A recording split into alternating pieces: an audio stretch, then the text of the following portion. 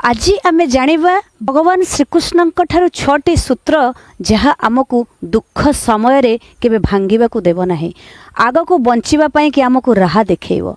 प्रथम सूत्र जहाँ हेउछि भल हेउछि, जहाँ हेबो भल ही हेबो। महाभारत युद्ध समय दृश्य पक्षीटीए उड़ी आसी श्रीकृष्ण को कहूछि, प्रभु मोर बसा भांगी गलानी, हाथी घोड़ा को एठारू सब हटाई नियंतु।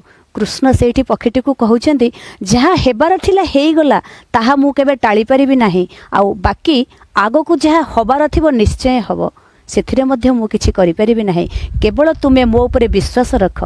पक्षीटी श्रीकृष्ण को कहूछि, प्रभु एही कथा उपरे मु किपरि आपनक उपरे विश्वास रखिबि। भगवान सेठी कहउछन्ति, विश्वास रखिबा तुम उपरे निर्भर करे। महाभारत युद्ध ता परदिन अर्जुनंक ठारू धनुषर कृष्ण मागिकी धनुषर एक हाथी उपर को मारिछन्ति। हाथीर घंटीटी छिड़िकी तले पड़ी जाइछि। सेठी अर्जुन कृष्ण को कहउछन्ति जे भगवान आपण हाथी को घाइला करि परिले नाही, धनुषरटे मते दियंतु, मु हाथी को मारि दउछि। कृष्ण सेठी अर्जुन को कहिले, ना दरकार नाही, जहाँ हेबार थिला काम हेइगला। एहीपरि 18 दिन परे महाभारत युद्ध शेष हैला। शेष हैला परे जेतबेले से पड़ियाटी सफा हेउथिला, श्रीकृष्ण अर्जुन को कहिले, अरे से घंटीटी को उठाई दियो। अर्जुन से घंटीटी को उठाई देले, आउ से घंटी तले से पक्षी और तार छुआ गुड़िक हठात उड़ीबा को लागिले। द्वितीय सूत्र, सबुबेले आमे सत्कर्म रे आगेइबा।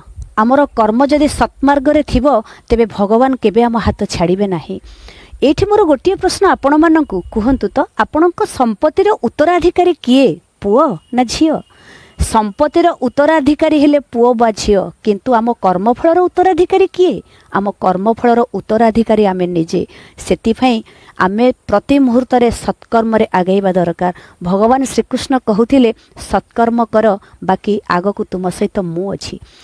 महाभारत युद्ध रे श्रीकृष्णंकर साहाय्य पाई अर्जुन भी जाइथिले और दुर्योधन भी जाइथिले, किंतु अर्जुन को स्वयं भगवान कर साथ मिलिथिला युद्ध रे लढ़िबा पाई। दुर्योधन को केवल सैन्य माने ही मिलिथिले, कारण अर्जुन सत्मार्ग रे थिले।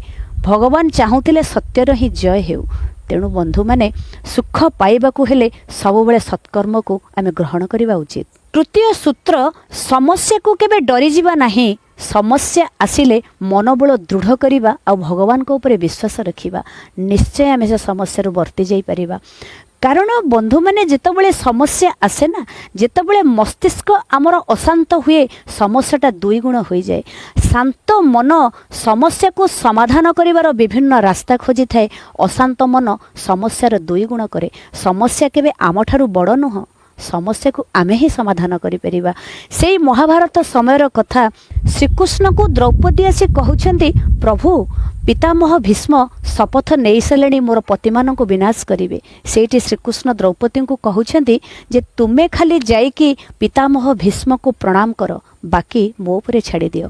द्रौपदी जाई पितामह भीष्म को प्रणाम होइछन्ति। भीष्म तांको सौभाग्यवती भव बोली आशीर्वाद देइछन्ति। आ हठात चमकी पड़िछन्ति, मु तो तुम पति मान को विनाश करबा पे शपथ नहीं, किंतु मु तो तुमको सौभाग्यवती आशीर्वाद देइदेली। ठीक अछि, तमे सौभाग्यवती ही रहिबो। तापरे भीष्म सेठी कहिथिले, एहा केवल कृष्णकर ही खेल। हाँ बंधु माने, भगवान कर साथ थिले जेते बड़ समस्या आसुना कहीं, जदि तांको उपरे विश्वास थिबो से समस्या निश्चय भाबरे टळी जिवो। चतुर्थ सूत्र, क्रोध उपरे आमर काबू रहिबा जरूरी। क्रोध एपरी एक जिनिस जहाँ विनाश आड़क आमको टाणी निए। क्रोधरु आमर बुद्धि भ्रम हुए, और बुद्धि भ्रमरु सबु किछि विनाश हो नष्ट विनष्ट हो जाए। यही क्रोधरु ही महाभारत युद्ध, से क्रोधरु ही द्रौपदींकर वस्त्रहरण आउ जदुवंशर शेष। तेणु सबुबेले आमे प्रति मुहूर्त रे क्रोध उपरे निश्चिंत भावरे आयत रखिबा जरूरी। कारण क्रोध समय रे हेउथिबा कार्य को केबे आउ थरे आमे परिवर्तन करि परिबा ना। सेथिपई कुहा जाए, विनाश काले विपरीत बुद्धि। पंचम सूत्र, सबु कार्य को समान भाविबा। को कार्य को आमे केबे छोट बा बड़ मने करिबा नाही। आम मानक गहन रे किछि लोक भावते, मु बहुत बड़ चाकरी करिछि, मु बहुत बड़ पोस्ट रे अछि, मोर बहुत बड़ घरबाड़ी अछि, बहुत संपत्ति अछि, मु बहुत धनी, मु बहुत बड़।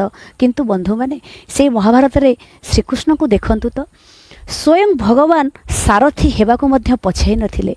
अर्जुनଙ୍କ रथर से सारथी हेइथिले कारण से जानिथिले मोर सखा माध्यम रे मु सत्य को जय करिवि। सत्यर सब बेले जय। कौनसी कर्म को बा कौनसी काम को केबे छोट की बड़ भाबिबा नाही। एठी बंधु माने गोटिए कथा कहंतु तो महाभारत युद्ध रे जीत कहार हेइथिला? पांडवंकर ना भगवान कृष्णंकर? अस्त्र न धरि मध्य स्वयं भगवान एही युद्ध को जीति जाइथिले। प्रति मुहूर्त रे सब बेले सत्यर ही जय होता। षष्ठ सूत्र ए समय चली जीव। अर्जुन जेतबेले दुखरे अछंती भगवान को कहउछंती प्रभु एपरि किछि लेखंतु जहाकू पढ़िले दुख समय रे भी भल लागिबो आ सुख समय रे भी भल लागिबो। भगवान श्रीकृष्ण सेठी गोटिए वाक्य लिखिथिले ए समय चली जीव।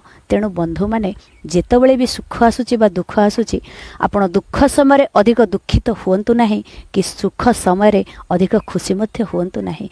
कारण से समय सब निश्चय भाव चली जाए। ए समय निश्चय चली जीव।